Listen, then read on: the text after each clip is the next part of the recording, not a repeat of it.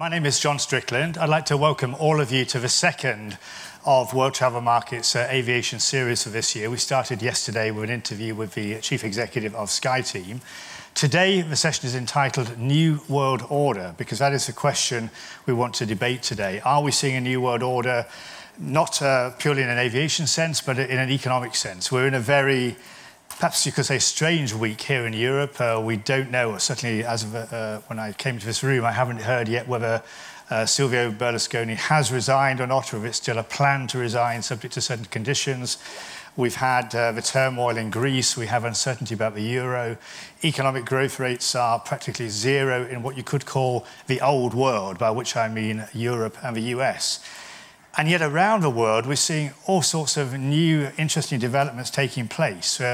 Markets which are loosely being called the BRICS economies are growing massively. This is really changing the dynamics of the world in the early part of the 21st century. And that, of course, has an effect on the airline industry itself. Just a couple of figures. China, which, of course, is one of the major drivers of this economic change in the 21st century, had 562 million passengers through its airports last year. The population of the country is 1.3 billion people. That's 20% approximately of the world population. Peking is the second largest airport in the world now. Economies like Brazil, a few years ago, we didn't really know much about them. They're booming too. We've seen new breeds of airline emerging there. India has a phenomenally sized middle class ranging up towards the hundreds of millions. This is all amazing compared to what we're seeing here in the doldrums in Europe at the present time. And the question is, what does it mean to the airline world? Well, I'm pleased to say we've got two fantastic panellists for you today who I hope are going to be able to enlighten you on their thoughts and experiences about these issues. We'll be engaging in a bit of a discussion, a bit of a debate, but there should be a chance, with luck, for some questions before the end of the session. If you have a question at some point, put your hand up in the air, wave it furiously so that we actually spot you. We'll get a mic to you, then we can go ahead with the questioning. So without wasting any more time, I'd like to welcome my panellists to the stage. First of all, from the One World Alliance Group, I'd like to welcome Michael Blunt, who is Vice President Corporate Communications for One World. Michael, good to see you. Thanks a lot. And along with Michael, we have, and he's flown especially from Los Angeles, California yesterday to be with us today, we have Dr. Zhehang Qi, who is Vice President North America for Air China. Zhehang, good to see you.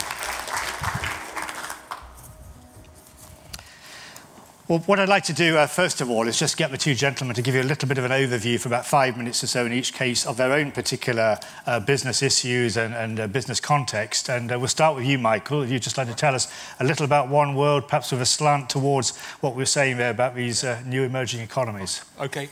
Well, John, being a good boy, I always did what my mother told me. So I've followed your instructions. I don't come with a presentation, which means these poor folks in the audience will just have to put up with looking at me for around about 5 minutes flat while I brainwash them about One World. Hopefully you're all familiar on what One World is. It is an airline alliance which it currently comprises 12 carriers, including, from here in the UK, British Airways. We like to think of ourselves as the premier alliance with the best and the biggest carriers from each key region of the world. One or two exceptions there, of course.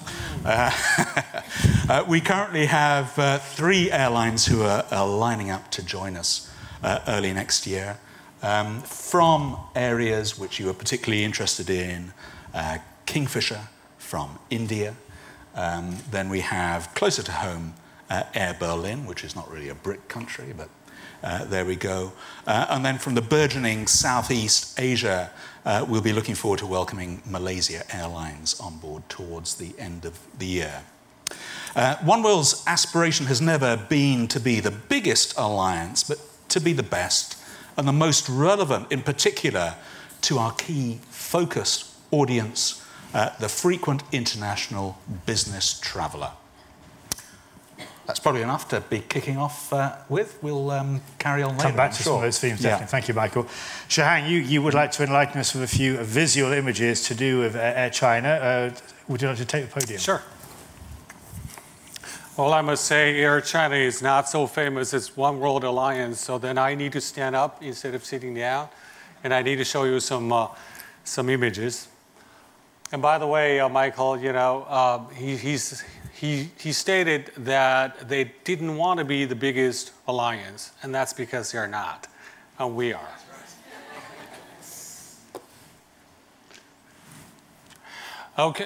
Okay, so I want to give you a 5-minute presentation on Air China. And you're looking at an Air China airplane, and that's a 747-400. And you will see the Chinese flag, our English name, and our Chinese name, and then on the tail is our logo. And today we're called Air China Limited, doing business as Air China. And Air China Limited is a reflection of the fact that we're publicly traded these days in Hong Kong, London, and New York. And we used to be called Air China International Corporation.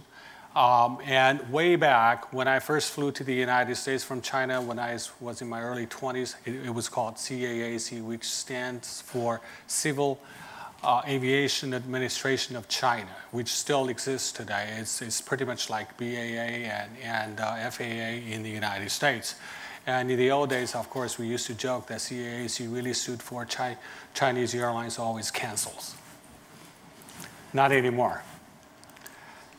And this is our Chinese name. It's a big, big deal because, well, literally the 8 Chinese characters say China Aviation Corporation, China International Aviation Corporation. It's a big deal for us because it is the calligraphy of Mr. Deng Xiaoping, who is responsible for the reform and opening up of China in the last 30 years or so. And that is our logo, and that's a bright red, fiery red phoenix, which is a fortune, which is a symbol of good fortune and happiness in Chinese culture. And if you look closely, it is actually also an artistic rendering of the 3 English letters VIP. So we want to treat you royally. And that's the Chinese flag. And I don't know about Europe or the UK, but in the United States, it is a legal requirement to carry the US flag on each and every airplane of all US carriers. But in China, it's a completely about-face different case.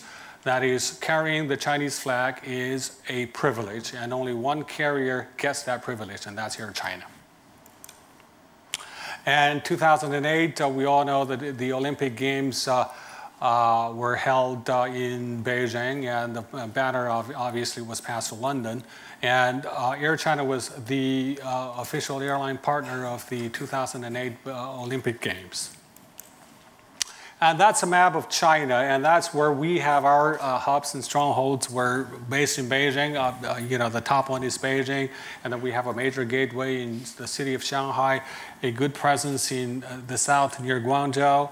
We bought an airline there called Shenzhen Airlines. And then Chengdu, which is today the booming area of China, we have our 2nd largest hub there. We also have a strong foothold in Lhasa, where many Europeans and Americans want to go to. And that's our current product, and that's our first-class product. It's this product, by the way, is going away. It's being replaced by something that's even better. And that's this is our current business class product. Again, it's going away when our 777-300ERs are introduced. The business class is going to be lie flat. Right now, it is at 170 degrees. And that's our very homely flight attendant, very attentive, very courteous, very professional.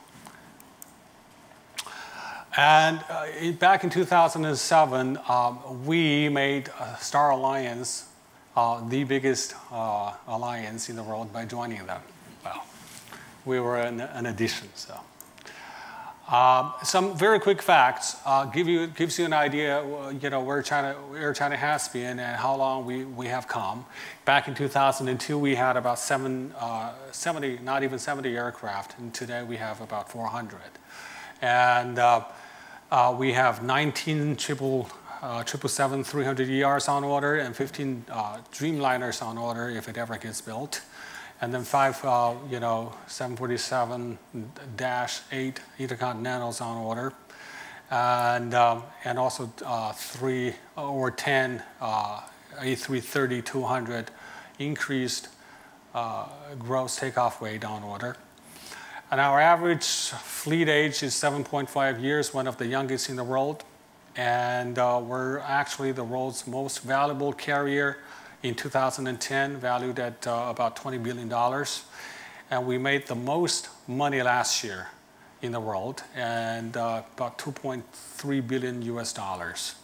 We have a cross ownership with Cathay Pacific, who, by the way, is a member of the other alliance, and we own 30% of them, so we own a big piece of One World. And as I said, our other holdings include Shenzhen Airlines, which is down south. Oh, it was in the other map. Again, this is the newest data from, I believe, Aviation Daily. If you look at the that chart, Air China is the very top one, the world's most valuable airline. This is our home in California. This is where I work and live, and it's a little building that we bought outright a couple years ago, brand new. This serves as our North American headquarters. So with that, that's my 5-minute presentation on Air China. Thanks very much. Maybe just as you sit down, Xiahang, I'll start with you. Just a kind of a fairly philosophical question. I know I was asking you this over the chat we had before we began today, but I talked about this session being called New World Order. Now, you've got a kind of an interesting blend culturally from being Chinese-born, now an American citizen. You see what is going on in part of this New World Order and living in what I described as part of the Old World Order. I mean, do you think... to put it bluntly, are we seeing the US and Europe kind of getting left behind? Are they becoming without any purpose now, would you say, in the global economy? I wouldn't want to be negative. So I wouldn't say that the US and Europe are being left behind. I will only say that China is surging forward. And in fact, we still want to learn from the masters. And we have a lot to learn from our European carriers, and a lot to learn from U.S. carriers. But we are up and coming, that's for sure. Okay. Michael, turning to you, I just want to go through some of the areas of membership in One World Alliance, which fall under this kind of loosely under this BRICS banner. I will give them all a plug if you want to. Well, I wouldn't go that far. But let's look at Latin America. I mean, you've got LAN. LAN was an airline originated in Chile. It now goes across Argentina, Chile, Ecuador, Peru. Right. The big news in Latin America is about this expected merger with TAM, who's in another alliance at the present time. So that's a separate question about which way they will go. But what does this mean for the Latin American market? I said we hadn't, perhaps here in Europe, heard a lot about this until recent years. But what do you see in your travels, in your dialogue with airlines like LAN? What is going on in Latin America? Well, you're right. LAN has been a member of One World for almost 12 years now. And since it joined, it has brought on board the affiliates it's established in Argentina, in Peru, and Ecuador. So that's given One World a really good coverage of Latin America. And indeed, for around about 10 years, we were the only alliance with any representation in that huge, fast-growing economy. Latin America, as you say, has been a bit of a sleeping region in terms of global economic terms, but is coming on in leaps and bounds. We all know that China is overtaking the US as the world's biggest economy any day now, if not yesterday. That India is about to follow suit and overtake the USA. And a lot of people predict that Brazil will not be too far behind them. It's a big country, fast-growing, with a huge amount of potential. And as far as One World is concerned, it's a region of growing importance to the world's business travelers, which is why we're very keen to maintain and grow our presence in that particular part of the world. So business travel is one of the key drivers for you in terms of this Latin American or Brazilian market in particular? Yeah, the whole philosophy of One World has been to focus on the frequent international business traveller. And that's really steered our membership strategy from the time the Alliance was created. We've always targeted airlines who can expand our network and representation in the key business cities of the world. And we might be, in numbers of airline members, not the biggest, but our presence in the key cities for business demand, as listed by the MasterCard Index, is as strong as any other grouping. And what is it that's driving business demand in countries like Brazil? Do you have any information on segments that are responsible for this? It's being driven by the economy. You know, business travel is driven by the state of the economy, and as a country's economy becomes stronger and more healthy, then there's growing demand for outbound travel. And there's growing demand for inbound travel as well from people who want to do other business. Particular sectors? Do you do any particular sectors? I mean, I know, for example, aviation manufacturing with a company like Embraer has been a real success story for Brazil. Yeah. Are there any other Well, we tend not to sort of like focus in too much detail on which sectors are there. We're happy to carry people whichever sector they work in. And if the economy is growing, that means assumably consumer average income in those economies is rising. Is that leading to more leisure travel as well? It may not be your primary concern, but is that happening? It is indeed. You know, leisure travel is something you can obviously never ignore in this business. And while our main focus is the business market, obviously we cater, in addition, for people taking vacations. And as economies mature and become stronger and people get more money in their pockets, then obviously the thirst for travel comes hand in hand with that. So while the economies grow, the demand for business travel expands, and so too does the demand for both outbound and inbound tourism in those areas. One thing that I've read a number of pieces of coverage about is in Brazil, there are issues with infrastructure, that some of the key airports like Sao Paulo, like Rio de Janeiro, are absolutely chock-a-block, maxed out, difficult to grow and not likely to grow in the near future. You're not including Heathrow in that mix. We could touch on Heathrow in a different context, perhaps later on. Yeah. But also air traffic control systems struggling to keep up.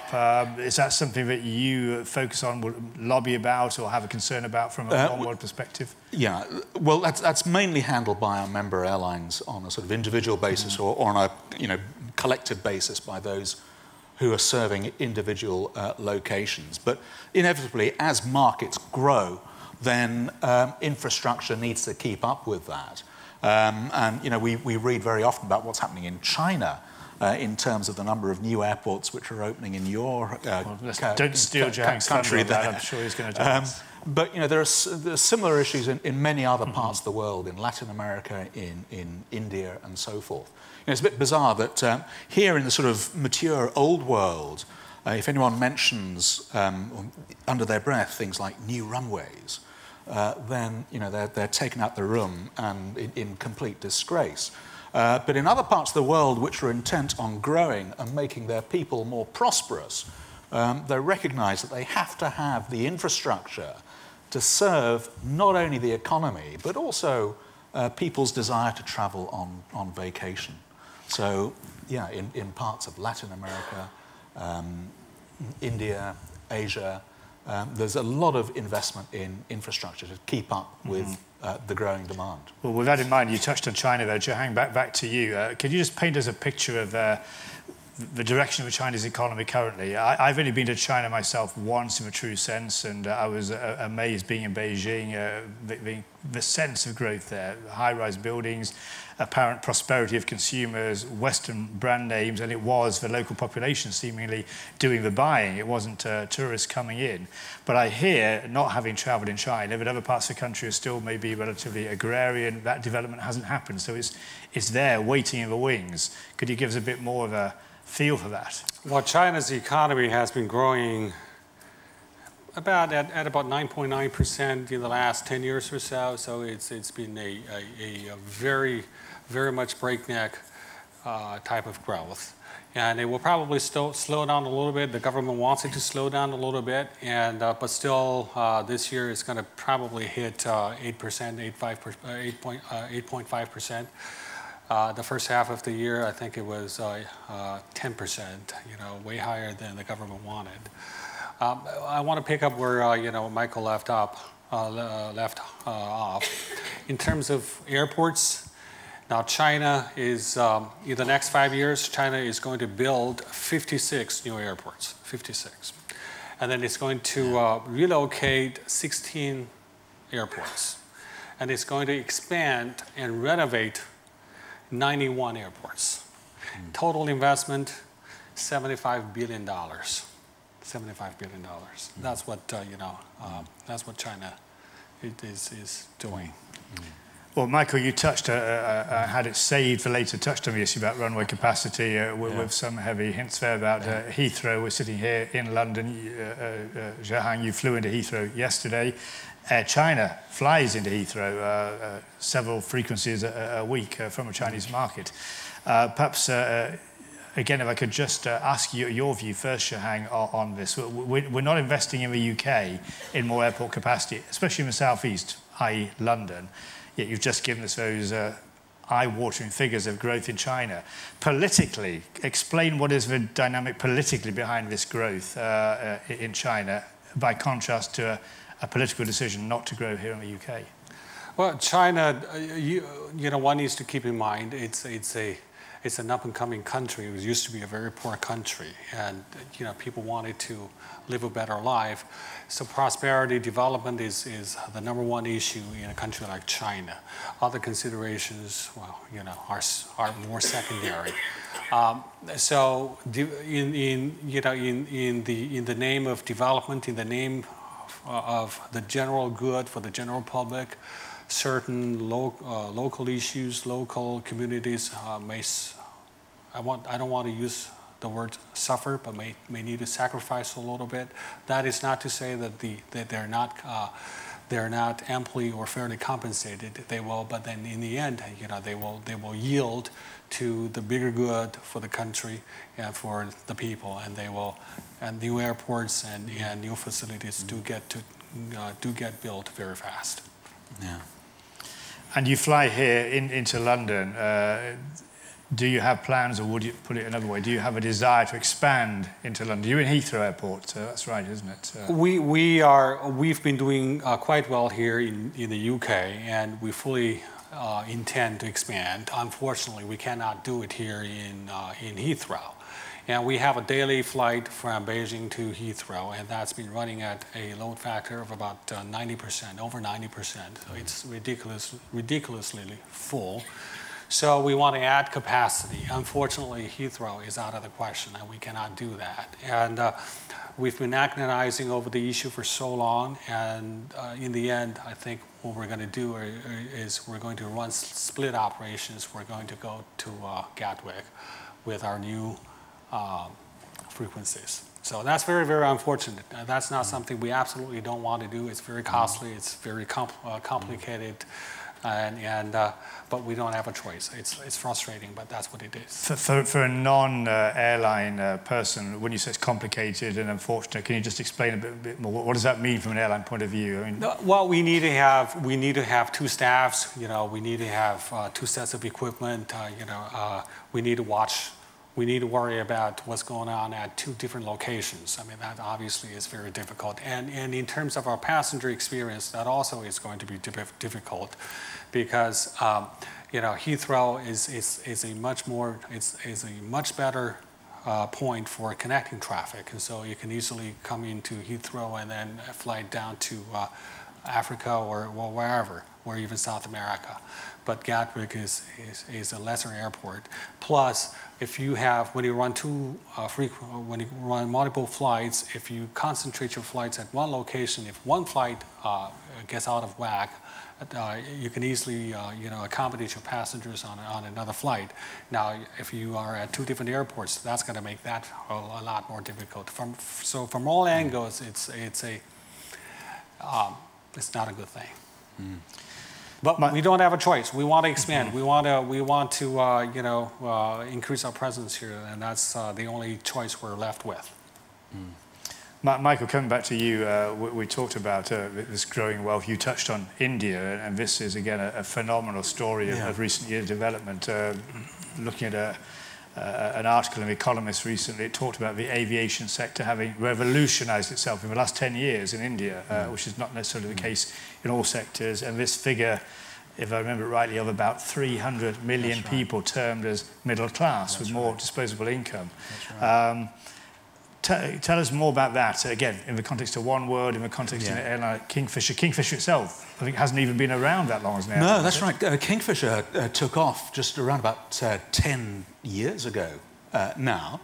And in that period, in that single decade, it's grown so rapidly to the extent where it is now the biggest single airline in India. Bigger than Air India? It's bigger than Air India, yeah. It flies to around about 70 or so destinations, around about 50 of them in India itself. It's the only airline in India which has gained the Skytrax 5-star rating. What is that? It's a quality rating, as judged from the customer viewpoint, and has expanded to the extent where it wants to sort of become more international, wants to look feature on a global basis, and applied to join One World around about 18 months ago, and we were very pleased to sign them up. We expect them to board early next year. And as you say, India is a country with huge potential for growth in the airline business. It's a big country, not quite as big as China. It's an incredibly populous country, around about 1,000 million people living there nowadays, and with a burgeoning middle class. And it's a country of growing wealth as well. As I said earlier, China is predicted to overtake the USA as the world's biggest economy very, very soon, with India following very fast on its heels. So, if you look at all of those ingredients and put them together, then obviously it's a place where the demand for more air travel is growing very, very fast. Long distances between the big metropolises, the ground infrastructure, is perhaps not quite as robust as in some other parts of the world. So air travel is in terms of what road access to airports or in general. The roads are not up. They're not even up to the M25 standards. I'm sure I won't offend anybody in India if I say that.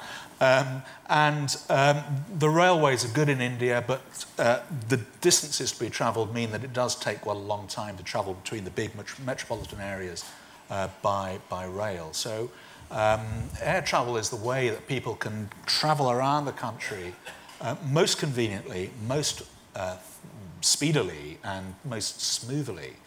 So there is growing demand for that. And as India grows as an economy, so the demand to trade with other countries grows, and therefore the demand for business travel to and from India expands as well. And that's why we're so pleased to have Kingfisher join us as the first airline from that part of the world to join any of the alliances now. Now, you mentioned about the size of the domestic market, big distances, and Johan, coming back to China again, a vast geographic territory, and one of the things that seems to be booming, not least for Air China, is the domestic market. Vast numbers of people travelling, but I've also been reading about high-speed rail coming to China, and some commentators hypothesising that, well, actually that may kill off or certainly dampen growth in domestic air travel. Do you think that's possible, or do you think it will be a complementary thing? Also, I read a couple of accidents on the high-speed rail network with some which may put people off using rail. Well, I think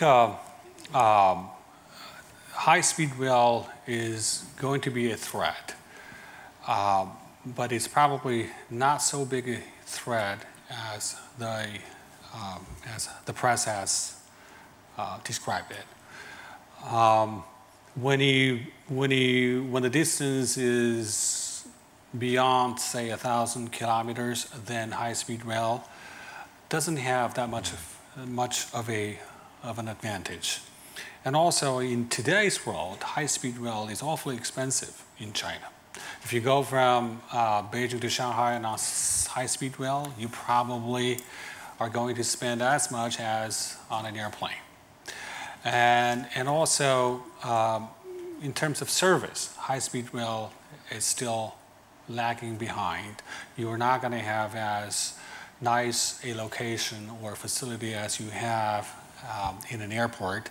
You're not going to have a first-class lounge. So, you know, in those areas, high-speed rail is still lagging. But we take it very, very seriously, though. You know, when we plan and design our network, we fully keep that in mind. Now, one challenge or one development that hasn't come in a big way yet in China in air travel domestically is really the emergence in a full-blooded way of low-cost carriers. So Air China is still getting a significant volume of domestic traffic. We have Spring Airlines, which, if I understand rightly, is a privately run airline. I saw a presentation they did recently. They have about 20 aircraft. They fly them about 95% full, which itself is higher average load factor than, say, Ryanair and EasyJet here in Europe, but very small. Do you think that is something that's going to grow? Because I think in the past the Chinese government felt the country wasn't ready for it. Do you think that's something that will change? Let me put it this way. I think it will probably be a while before LLC really pose a serious threat, you know, to legacy carriers like us, and for a number of reasons. One, you know, China's aviation is developing super fast, and so a key issue is safety. And so the government is very, very concerned about it, and so are the general public. And you know, if you not many people want to take the risk of flying on a fly-by seat, the seat of the pants kind of airline, and they want a known name. Air China, for example, there are many people in China who just want to fly Air China just because of the name. It's safe. And number two is China, as I just told you, China is building a whole lot of airports. In other words, it has a shortage of airports. Now, LLC prospered in the United States. Why? Because there are so many secondary empty airports. You can Southwest can turn a flight in 20 minutes. You're not going to be able to do that in China for a long time. So for those two reasons, and there are other reasons, LLC will still take a while to come up to speed. Okay. Moving to a different topic, and I don't want to come back to Michael as a contrast, is regulation in terms of organisation of airlines. China Airlines does have some private capital, though, with a government majority. We've seen consolidation, as we seem to be seeing as a trend in aviation in the world, in China, of three big international groupings with yourselves, China Southern and China Eastern. Is that something which is, you could say, carefully orchestrated by the government to get a certain level of proficiency in delivery by Chinese carriers and credibility in the world? The government definitely played a hand in it. There is a national policy there, that's for sure. The core issue is that airlines used to be all owned by the government, and so when they compete, when they beat up on each other, in the end, who suffers? The government, because I mean, when one goes bankrupt, you know, that's the government's assets. So the government didn't think it was a very good idea. Plus, when you try to fight each other, you know, everybody gets injured and wounded. And the idea was, you know, do some consolidation. So you know, you weed out the weak and you let the strong absorb the weak, and then you build a stronger aviation industry. So that's the idea. Today, the three major groupings, as you correctly pointed out, is Air China, and then China Eastern and China Southern. And there are still many smaller airlines. So don't get me wrong, it's not that just these groupings. There are some other guys. Now, Michael, I mentioned I wanted a bit of a contrast out of India. We talked about Kingfisher, which hasn't been around too long. We have Jet Airways, which are a privately run company, which I think is non-aligned in alliance terms. Yep. But we have Air India, which was in its kind of heyday known as the Maharaja in the sky, but today is, you could argue, a sad apology for that terminology, is bleeding tremendously. Airlines like Kingfisher have been in the news in the last week with some problems going back to their banks for a bit of a leniency on debt repayment, flight cancellations. What I'm trying to get at here is the issue of regulation in India. How do you look at that from One World or your new possible partner with Kingfisher, with Air India still hanging on in there, even being funded? Yeah. Well, you know, India is a bit of a complex part of the world as far as regulation is concerned. You know, the government still owns Air India. Air India has just recently been merged with Indian Airlines, so there's a big state interest in the national carrier, and of course the state remains in charge of the regulation of the private airlines. Private airlines are not allowed to fly internationally unless they've been in operation for around about 5 years. So if you're a new startup carrier, it's difficult for you to gain that. What's the reason behind that? Is that really purely defensive on the part of Air India? Well, I think you need to ask the Indian government that, but I think that's how many people see that. So you know, it's a bit of a tricky tightrope to walk. You know, as when we were speaking to Kingfisher originally, you know, one of the sort of key clauses we put in one of our initial agreements was that its invitation to join was dependent on it gaining approval of the Indian government to join an alliance. I think it's the first time we've ever had to put that kind of a clause in any letter of invitation. It very quickly was able to achieve that agreement from the Indian government, but it was another little hurdle that had to be crossed towards its alliance membership. Because ironically, Air India themselves have just had recent problems in joining the Star Alliance. They're not going to join it now. Air India were going to be flying alongside our friends in Air China, but they've chosen to go down different paths now. Well, I think they were suspended. That's right. Yeah. Okay. Let's turn to the ladies and gentlemen in the audience. Who would like to ask a question to our excellent panellists today? We've got a gentleman on the front here. Actually, I know it's Max Kingsley-Jones. If we can just get a microphone to the gentleman on the front, please. There's a lady making a white. If you could just run at your highest speed, please.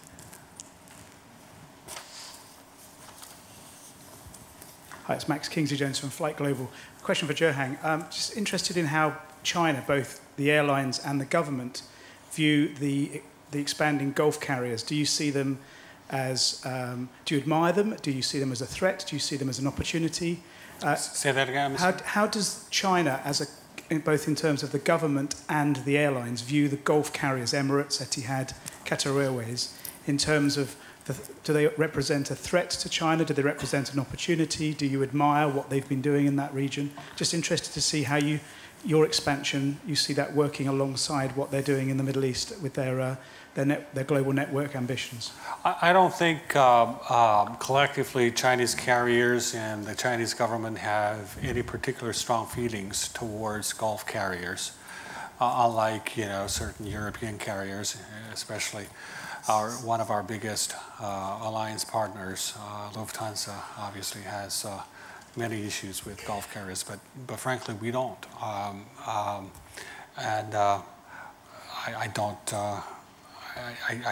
guess we just don't overlap that that much. We fly to North America and we fly to Europe and we fly to Asia, and maybe we're at a stage we don't step on each other's toes, and so. The gentleman on the front, we'll just get a microphone to you. Just, gentleman, if you could put your hand up just so the lady can see you. Okay, thanks. Yeah, my question is to Zhehang. My name is Tunde Arugomati, Nigeria-Britain Association. My question to you is, a follow-up to what he said, the Gulf carriers and the likes of Singapore Airlines have really upped the ante in terms of service standards. China Air is massive. Air China. So I beg your pardon. Air China, I beg your pardon. And are you going to use it as an opportunity to also see beyond just numbers and economic growth, look at also, even taking it higher, as in Singapore Airlines, Emirates, the standards. I came on Emirates, for instance, because I'm from Nigeria, and I'm going back for something in Dubai for living. And I must say that the standards are really high. And so Air China, do you have a plan to add to this? And apart from that, what about your growth plans? Are you looking at emerging markets from Africa, beyond South America? Because most of the alliance partners have very little whatever, but we know that China has got a lot of investments in Africa. But in the aviation industry, from Air China's point of view, are you looking at that for the future? Thank you. First of all, we greatly, greatly admire carriers like Singapore and Emirates. And we have put in place a plan, a product strategy to upgrade our product. What I just described in my little presentation is, the products which are very reasonable already right now are going away and being replaced by the state-of-the-art seats and equipment. So definitely, I mean, they are a white cloud that we want to chase. And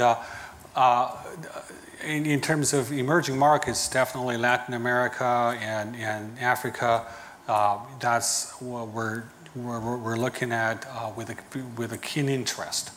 Now, that's probably where down the road we're going to run into some competition with Gulf carriers, especially when you talk about connecting traffic through Africa, because Dubai is a perfect place for connecting traffic. And but today we don't have the capacity to run online flights from China directly to Africa or Latin America. Our strategy is probably to work with our partners, either on a co-sharing basis or on an SPA basis to connect traffic with one another. Okay, let's give out some more questions of my own. Michael, just touch briefly on another market that OneWorld is in and is covered under the BRICS label. I know lamentably little about it, is Russia. You have S7 Airlines as part of your portfolio. Right. Could you give us a little illumination of what is happening in Russia and the CIS states these days? Well, it's another fast-changing marketplace. S7 Airlines joined OneWorld a year ago this month, almost today, in fact, almost a year ago today.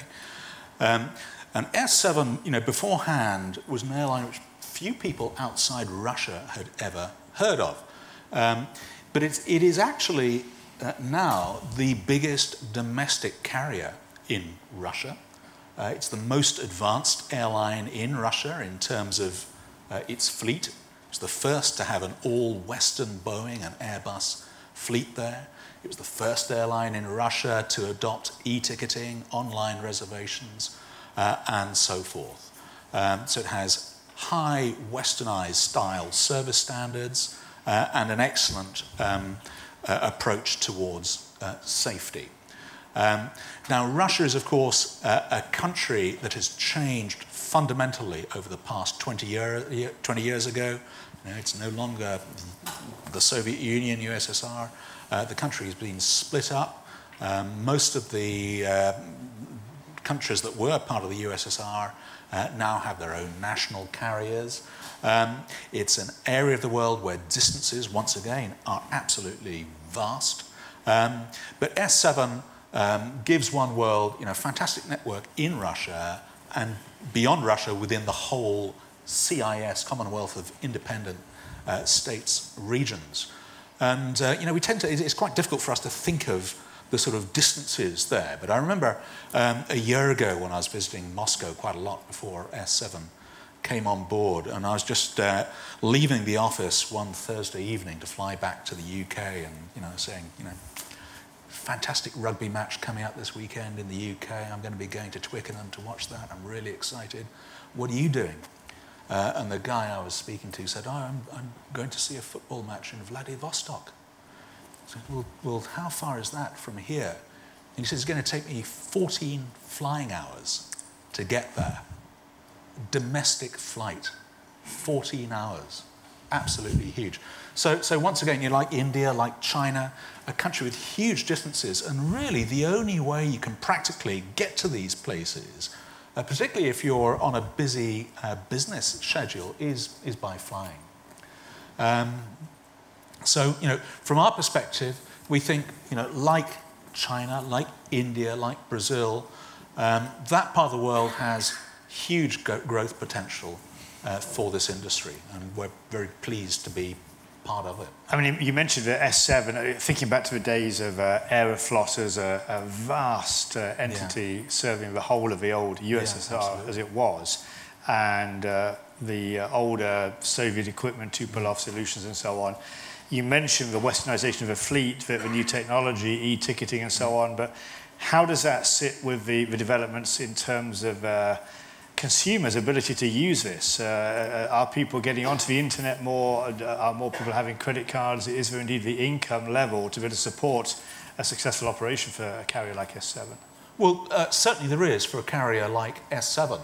But like in China, there is a multiplicity of smaller airlines there, and I think a lot of them do find it quite tricky to maintain a commercial viable long-term operation there. So I think most people expect that there will be quite a degree of consolidation in that particular marketplace.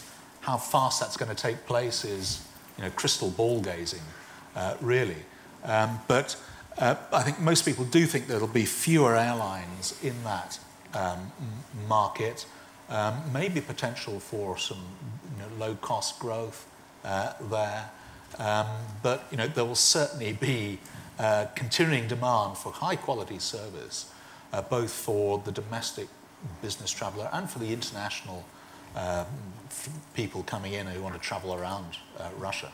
Zhihang, do you have an Air China perspective on Russia? Just think of it as a neighbouring country. Is there a big traffic flow for Air China between the two countries? And again, big distances. I frankly don't. I don't know much about that part of the world. I personally am very interested in Russia, but I just don't know too much about our operations to Russia. I know that the relationship between the two countries has been fairly steady, and so over the years the traffic has been growing, and in fact I think more Russians come to China than Chinese go to Russia.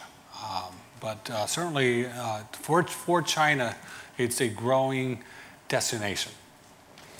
Just turning to another topic, I gave my impressions of when I went to Beijing and seeing the local population out spending happily on lavish, pretty pricey Western brands. As people begin to travel more, and not simply as Michael was saying about business travellers, but more people gain the ability to travel for leisure and discover other parts of the world, how important is that becoming as part of your business? But in particular, what does it mean as Chinese start to travel more for holidays around the world? What are the things we should know if countries want to attract more Chinese visitors? First of all, Chinese visitors or tourists are making an impact on the world, on world economies in particular. I'll give you some. I'll tell you some stories, but obviously they're facts. There is a department store near Louvre, and it's called Galeries Lafayette. High-end, 400 sales staff, half of them speak Chinese because they want to accommodate Chinese visitors, Chinese tourists. Why? There's a reason. Because on average, every Chinese customer spends 5,000 euros. In Galeries Lafayette? Yes. So in the US experience, which I'm very familiar with, the Chinese visitor is far and away the highest spender. People used to think China was a poor country, but they're by far the highest spender at about $6,500 per person per trip. And they pumped $5 billion into the U.S. economy last year. So they ranked number 7 on the list published by the U.S. Commerce Department as the top 10 international spending visitors. So they are creating, so Chinese tourists are indeed creating a impact, which is getting bigger and bigger. And I think many countries, many destinations have caught up, have caught on to that, and they put out welcoming signs, and they make it easier for Chinese visitors, especially in terms of language. They hire Chinese-speaking staff. ABC just did a piece the other day and showed a W hotel with a Chinese-speaking manager, and her job is to greet Chinese customers. And Chinese have certain ways, certain habits, certain needs. They don't like to drink cold water. They always want hot water. And they awfully like noodles, noodle soup. And it doesn't have to be fancy noodles cooked by chefs. It can be a simple, little container of fast noodle, which can be prepared with hot water. So provide a water heater in the room. And they also like slippers. And so, those little quirks that, if you catch up to like guys in Las Vegas, Macau, those they know how to cater to those high rollers from China. And on your network, are you seeing, when you're planning the network and adding capacity, are you seeing certain markets that are proving more popular from a tourism perspective, where you're adding capacity to meet that demand? Well, the number one market that Chinese visitors want to go to is actually the United States. But we have a problem there because, again, as I said, we have 19 777-300ERs on order and 15 787s on order. And those are, exactly for the U.S. market. But there's an issue there. And if I tell you what it is, then you'll probably guess the answer. 750,000 Chinese went to the U.S. in 2010 versus 3.7 million Chinese coming this way to Europe. And in the case of the U.S., the problem is the visa problem. The U.S. has very stringent visa restrictions, making it very difficult for people to get visas. You often have cases where you got a whole family applying for a visa to go on holiday in the United States. The husband gets a visa, and the wife and the kid are denied, and that happens. Sounds pretty good to me. Yeah, so those are some of the challenges. Michael, you obviously emphasise about you see some of this through One World 2 issues in terms of your Asian presence and impacts on travellers. Yeah, and a big impact here in this country as well, because the UK is a far more rigorous place for most citizens of the world to get visas than a lot of our neighbouring countries in Europe. And you add that to the problems of runway and airport capacity here, and it's looks as if we're determined to strangle commerce out of Britain, really, by running down the infrastructure and by discouraging people from either flying here with difficulties of gaining visas from quite a few places of the world, or when they do come here, then charging them the earth to leave the country with aviation tax. So it's a very peculiar situation when you compare it, as I say, with places like China and India and Latin America, where the governments recognise the huge value that aviation brings to the nation's well-being and economic health. Absolutely. We started off by saying New World Order, and you're nodding your head there, Zhihang. Are you in agreement with Michael? Do you see a stark contrast between the old world order and its ever-increasing taxes and blockages on aviation. You know, China is building airports left and right, is making it easier and easier for people to come to China. It's a typical come one, come all. And visitors are welcomed with open arms, absolutely. We're nearly at the end of the session. Anybody else from the audience like to ask a question at this point? Yeah, gentleman over here. We'll just get a microphone to you. It's just on its way. Hi, we've seen the likes of Singapore Airlines launching the long-haul, low-cost airline Scoot. Do we see the European legacy carriers doing the same thing as well? Michael, do you want to comment on that? I think at this stage, the answer to that is most likely no. You know, and I'm going to sort of diverge off the question a little bit, and you can tell me off and bring me back on if you think I'm going a bit too far there. You know, I think there's too much focus in this business on low-cost carriers and legacy carriers, as if the two are completely different operations. When in fact, if you actually look at the fares offered by low-cost airlines and traditional legacy airlines, you'll quite often see that there is very little difference between the two.